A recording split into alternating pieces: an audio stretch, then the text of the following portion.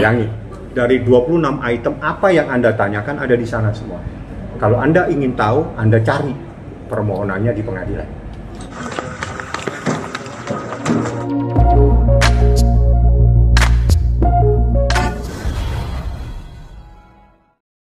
Tahun anaknya Paula, Baim dan Paula. Kemarin kan pas preskon Baim sempat bilang katanya komunikasi sama Paula tetap jalan untuk soal anak.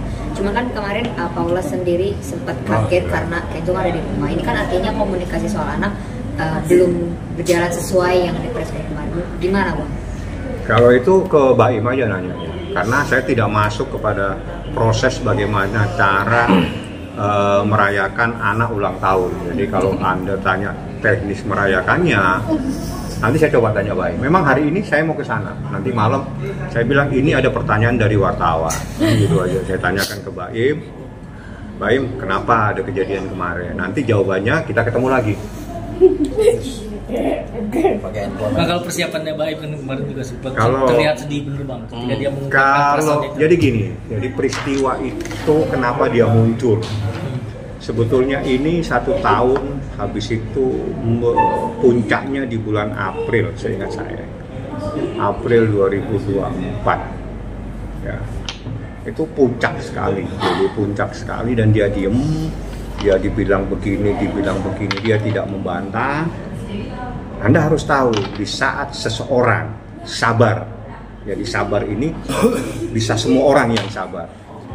Tatkala seseorang yang sabar, batas kesabarannya sudah berakhir, ya seperti ini kejadiannya. Jadi dia selesaikan masalah itu langsung daftarkan ke pengadilan. Inilah tatkala seseorang yang selama ini sabar, diam, nah marahnya seperti itu. Nah pada saat kemarin dia mengungkapkan, itu adalah bentuk daripada selama ini saya diam, ini yang terjadi sebenarnya. Artinya dia ingin mengungkapkan kepada masyarakat, ini yang terjadi.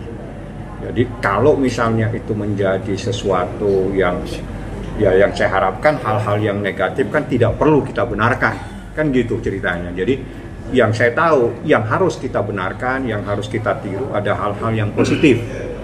Itu kan begitu teorinya, tapi dia sudah menyampaikan dengan keberanian dia, itu luar biasa sekali. Karena sebetulnya yang ingin mengungkapkan itu adalah memang Baim sendiri. Bagi Baim, saatnya saya buka kebenaran. Jadi yang selama ini saya diam Bang, yang selama ini apapun yang dibilang tentang diri saya tidak membantah. Saat saya marah saya teruskan ke pengadilan dan saya sampaikan, itulah Baim Wong yang ingin menyelesaikan permasalahannya yang diam selama ini, seperti itu. Kalau diketahui Abang sendiri, Baim untuk menguatkan dirinya berbicara di depan umum tentang masalah ini seperti apa? Itu memerlukan waktu yang cukup lama. Jadi saya berkomunikasi sama dia itu tanggal 29 September, posisi saya ada di Surabaya. Dia telepon, Bang, saya Baim Wong. Saya kenapa Baim? Saya minta ada begini, ada cerita. Saya bilang, tolong apa yang kau sampaikan secara datamu mana, apa yang kamu sampaikan. Saya bilang, saya insya Allah pulang, karena saya hanya PP Surabaya, berangkat pagi, ada persoalan di Bea Cukai. Saya harus balik lagi nanti malam, saya bilang. Kalau memang ada waktu, saya nyampe di Halim itu sekitar jam 5. Saya nanti dari Halim langsung kita ketemu. Saya ingin tahu apa yang menjadi dasar cerita kamu dan apa yang kamu inginkan. Itu kejadian 29. Jadi saya ketemu, ngobrol, banyak orang ternyata di situ.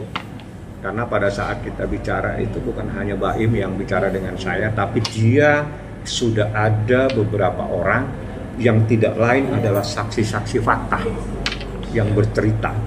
Sekaligus ada juga keluarganya. Kejadian November 2023 disampaikan, kejadian April disampaikan, dan seterusnya. Nah dasar itu, terus apa keinginanmu? Bang, ini jalan keluarnya emang saya akhiri. Karena kalau diteruskan, ini menjadi penderitaan yang berkepanjangan buat diri saya maupun kepada diri orang terbaik. Dia bilang begitu.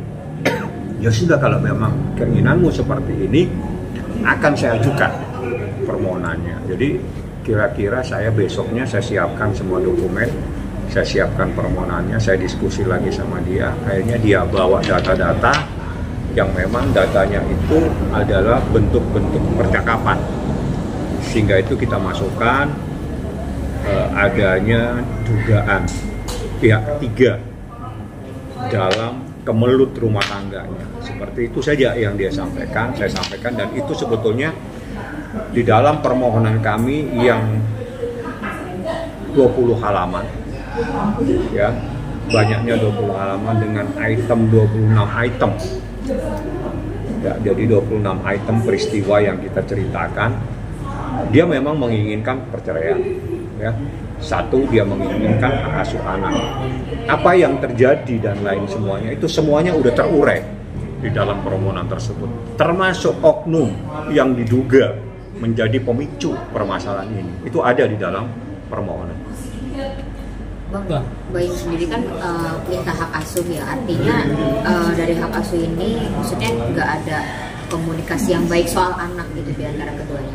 Nah, itu jadi poin di dalam gugatan itu juga nggak? Untuk jadi gini, anak itu. Mungkin sekaligus saya memberikan penjelasan ya, berdasarkan undang-undang perlindungan anak. Untuk anak itu dalam proses terjadi sesuatu perselisihan rumah tangga yang pada akhirnya terjadinya perceraian, maka yang dipentingkan, yang didahulukan itu adalah kepentingan anak. Jadi apa yang terbaik buat anak itu yang didahulukan. Jadi sudah tidak lagi kepada siapa yang lebih berhak antara ibu dan ayah, tapi apa yang membuat anak itu nyaman, apa yang terbaik buat anak itu yang akan diputuskan. Nah, jika melihat ini, maka kita track kembali ke belakang. Bagaimana anak ini di dalam rumah? Bagaimana anak ini berkomunikasi dengan keluarga? Bagaimana anak ini manakala datang ayahnya, bagaimana datang ibunya? Itu adalah bagian dari peristiwa nanti yang kami ajukan ke pengadilan. Karena berdasarkan apa yang terbaik buat anak itu yang didahulukan. Jadi itu yang terpenting. Jadi kita nggak fokus kepada siapa yang salah, siapa yang benar, tapi apa sih yang terbaik buat anak manakala terjadi sebuah rumah tangga dalam proses perceraian seperti itu. Bang, banyak yang menyayangkan bahwa ini kan aib rumah tangga. Aib rumah tangga akhirnya bukannya secara baik-baik gugat, terus ini dibongkar, Pak. Gimana, Pak? Ini bukan membongkar, Pak. Ini menyampaikan kebenaran. Ya. Jadi bahasanya dia, ini kebenaran, Bang, harus saya sampaikan. Jadi ini bukan persoalan membongkar atau tidak membongkar, karena prinsip kita tidak boleh selalu membenarkan hal-hal yang salah dengan cara menutupi hal-hal yang salah itu. Manakala hal-hal yang salah itu kita tutupi, sama saja kita membenarkan sebuah kesalahan. Nah, kalau kita sudah ikut terlibat dalam membenarkan sebuah kesalahan, maka kita bagian dari kesalahan itu sendiri. Jadi itu bahasanya saya bilang, kalau memang kau ingin mengungkap kebenaran, ungkapkan. Karena kita tidak boleh terus-menerus selalu menutupi sebuah kesalahan, sehingga kesalahan itu menjadi sebuah kebenaran. Membenarkan kesalahan itu dengan cara menutupi itu adalah hal yang tidak baik. Bukan. Karena ada riwayatnya kenapa dia membuka. Anda balik ke belakang, apa yang dilakukan oleh termohon tersebut sebelumnya, misalnya dia menyampaikan apa dan seterusnya, seperti itu. Jadi bukan bongkar-membongkar, tapi di saatnya seorang laki-laki ingin mengungkapkan kebenaran. Sehingga bagi saya, kita tidak boleh terus-menerus menutup sebuah kesalahan dengan cara membenarkan kesalahan itu. Caranya membenarkan bagaimana? Kita tutupi kesalahan itu. Tidak boleh. Bukan supaya tahu bahwa ada sebuah kesalahan. Kesalahan tidak bisa kita benarkan, tidak bisa kita belok-belokkan. karena itu adalah bagian dari perjalanan hidupnya. Sebelum preskon kemarin kan ada salah satu lawyer yang bilang jangan membuat opini yang macam-macam gitu bang. Nah, tapi di preskon membahas soal pengkhianatan dan juga ada dugaan orang ketiga. Berarti dugaan orang ketiga ini abang sendiri sudah melihat faktanya, datanya dan membenarkan atau gimana? Saya tidak akan menanggapi apa yang ada di dalam gugatan. Saya tadi menceritakan kepada Anda bahwa permohonan itu tebalnya 20 halaman, itemnya 26 item. Bayangin, dari 26 item apa yang Anda tanyakan ada di sana semua. Kalau Anda ingin tahu, Anda cari permohonannya di pengadilan. Bang, ini kan juga soal tadi ya, maksudnya dari Baima sendiri juga bilang kalau ada pihak ketiga dari sisi perempuan dan sisi laki-laki, dari laki-lakinya gitu. Baim sendiri ngasih ke abang itu dari bukti apa bang? Chat atau seperti apa mungkin bang? Saya nggak boleh jawab karena Anda masuk kepada pokok permasalahan dan itu masuk dalam bukti. Bukti kalau saya ungkapkan sekarang berarti saya mendahului proses persidangan. Yang jelas apa yang disampaikan Baim Wong, saya memanggil BO, namanya Muhammad Ibrahim. Apa yang disampaikan itulah apa yang ada di dalam hati dia dengan hal yang dikata ini sangat berat saya sampaikan karena berat untuk menyampaikan sesuatu, tapi saya katakan kembali kita tidak boleh terus-menerus membenarkan sebuah kesalahan dengan cara menutupi kesalahan ya, itu saja. Bang, seberapa yakin kan ada nih salah satu artis juga dia mengajukan talak cerai juga bang, tapi ditolak. Abang sendiri seberapa yakin bang ketika mengajukan ini akan sampai putus? Kan Insya Allah kita kan tidak boleh mendahului. Tapi begini, memang banyak mungkin masyarakat kalau saya berbicara seperti itu ada perkembangan yang mungkin banyak orang tidak memahami. Mahkamah Agung itu telah mengeluarkan surat edaran. Ya, jadi surat edaran khusus kepada persoalan perceraian. Jadi manakala terjadi perceraian disebabkan terjadi perselisihan dan pertengkaran terus-menerus, itu disyaratkan ada syarat-syarat khusus. Syarat khususnya itu harus pisah tempat tinggal 6 bulan, baru bisa mengajukan. Nah, apabila ini tidak terpenuhi, pasti gugatannya tidak dapat diterima. Karena itu dalam rangka untuk mencoba menyelesaikan permasalahan, jangan sedikit-sedikit orang mengajukan perceraian. Jadi jangan sampai ada sedikit problem, ajukan cerai. Tapi coba kalau memang betul Anda sudah tidak mampu lagi Anda selesaikan dalam waktu 6 bulan, Anda memang betul-betul sudah tidak mampu saling berbaik lagi, ya sudah jalan keluarnya ajukan perceraian. Seperti itu. Jadi kita tidak bisa case per case, tapi memang ada syarat khusus yang banyak orang tidak paham. Syarat khusus itu dikeluarkan oleh Mahkamah Agung. Jadi syarat yang pertama harus pisah tempat tinggal itu 6 bulan kalau memang ada. Ada lagi disyaratkan 12 bulan kalau memang ada problem lagi. Jadi saya nggak perlu sampaikan secara mendetail. Yang jelas itu yang menjadi pegangan seluruh pengadilan, baik pengadilan agama maupun pengadilan negeri. Jadi pengadilan agama itu terkait dengan perceraian antara umat Islam dengan umat Islam itu di pengadilan agama. Kalau perceraian antara non-muslim, maka itu harus di pengadilan negeri. Syaratnya sama. Karena surat edaran Mahkamah Agung itu berlaku untuk seluruh proses yang ada di semua pengadilan baik agama maupun pengadilan negeri seperti itu. Bang, sidang perdananya berarti kapan bang? 23. Sidangnya insya Allah 23. Tapi nanti saya akan lihat lagi, kan pasti dapat panggilan. Dan Baim Wong akan datang? Saya minta dia hadir. Jadi gini, pertanyaannya akan saya carikan dasar hukum. Jadi bukan persoalan. Jadi dasar hukumnya di dalam proses bukan hanya perceraian, tapi di dalam proses-proses perkara perdata yang lainnya. Ini perdata ya.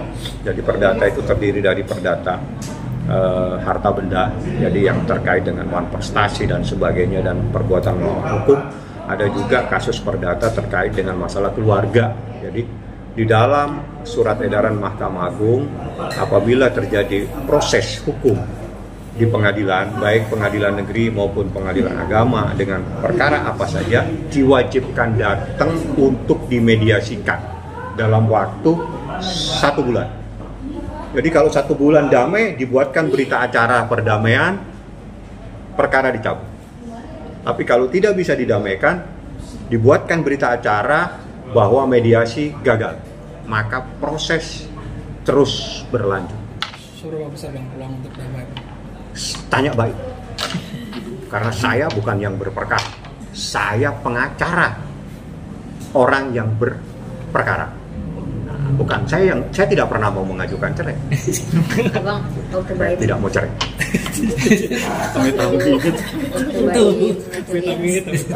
waktu baik ngajuin cerai, katanya temennya Paula ini sempat nelpon Paula dan mendengar aja gitu di telepon kalau Paula sama Baim lagi ketawa-tawa sama anaknya juga.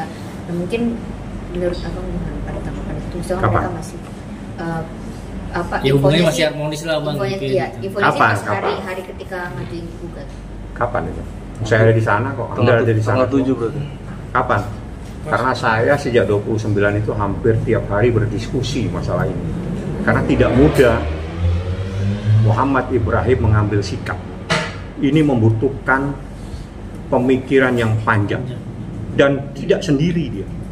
Bayangin, Baim Wong itu tidak sendiri mengambil keputusan ini. Dia diskusi sama kakak, dia diskusi sama orang tuanya, sama ayahnya. Dia bilang kalau emang itu yang terbaik, bismillah, laksanakan. Karena kita tidak boleh selalu menyebabkan kita menderita. Jadi kita tidak boleh terus-menerus mengakibatkan diri kita menderita. Jadi manakala sebuah rumah tangga sudah terjadi perselisihan dan pertengkaran, itu kalau terus-menerus dipertahankan, itu akan menjadikan penderitaan yang berkepanjangan buat kedua belah pihak. Jalan keluarnya akhiri. Karena mengakhiri sebuah itu bukan hal yang dilarang, dibenarkan dengan proses adanya di pengadilan. Jadi tidak ada hal yang dilanggar. Abang, artinya dari tanggal 29 September sampai hari ini gitu ya, maksudnya momen Paula sama Baim bersama anaknya dan saya ada momen ketawa-tawa itu mungkin abang sendiri Saya nggak tahu ada ketawa-ketawa. Yang gua tahu adanya sih ribut.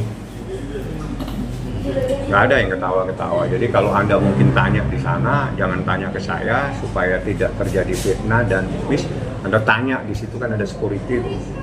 Apa yang terjadi kira-kira berapa hari yang lalu. Saya kasih clue-nya saja. Apa yang terjadi kira-kira hari apa di situ.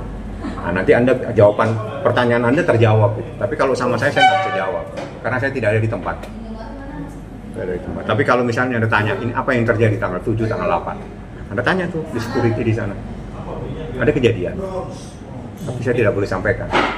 Bang, sejauh ini sudah ada obrolan sama Baim Wong soal persiapan persidangan bang, mungkin dari segi mental.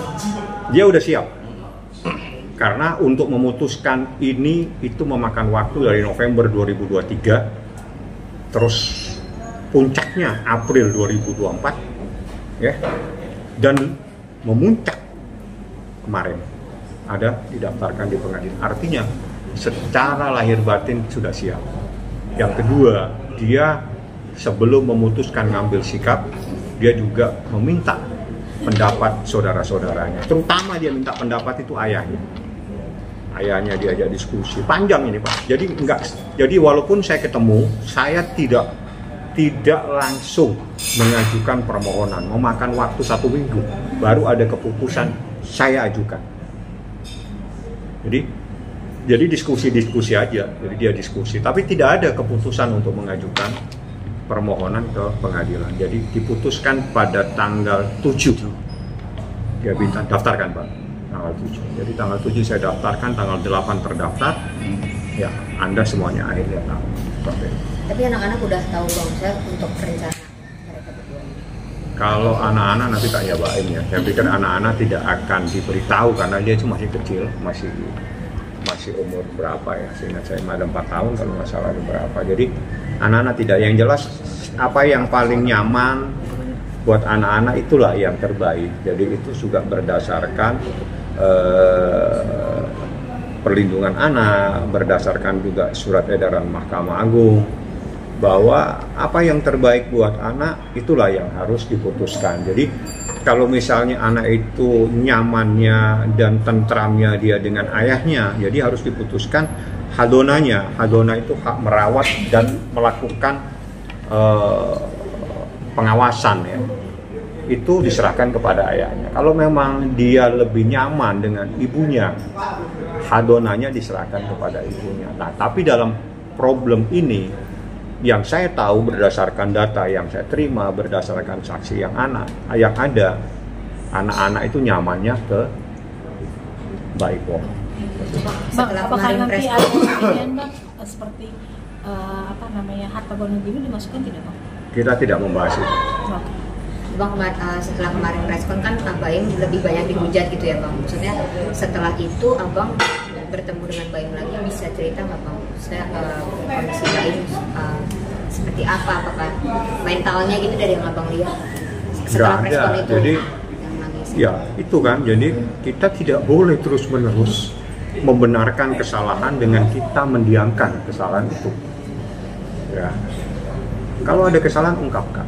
Orang yang bersalah ingin membela diri, bela diri. Tapi kita tidak bisa terus-menerus sebuah kesalahan dibiarkan. Membiarkan sebuah kesalahan sama saja kita membenarkan kesalahan tersebut. Jadi kalau memang salah, sampaikan. Kalau misalnya saya tidak melakukan, bantah. Itu adalah aturan mainnya. Jadi saya pikir bukan persoalan teman-teman yang ada di mana masyarakat itu terus tidak terima, tidak, mungkin dia tidak memahami. Kalau saya buka lebih jauh, mungkin tidak pantas saya sampaikan. Jadi mending saya batasi saja, karena semuanya itu materinya nanti di pengadilan. Oke, siap. Thank you, Bang.